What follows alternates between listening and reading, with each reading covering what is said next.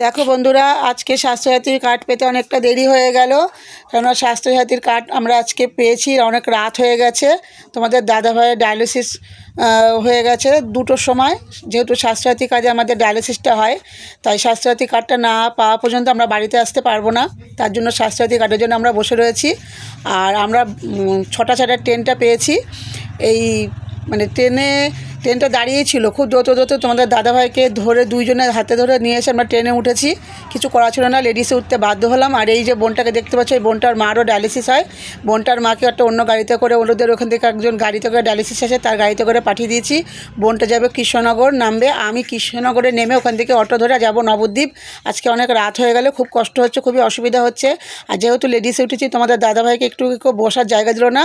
এবং লেডিসে উঠেছি দেখে প্রত্যেকে আমার সাথে খুব একটা ঝামেলা করছিল। লেডিসে হয়ে উঠেছি, তাই কি হয়েছে?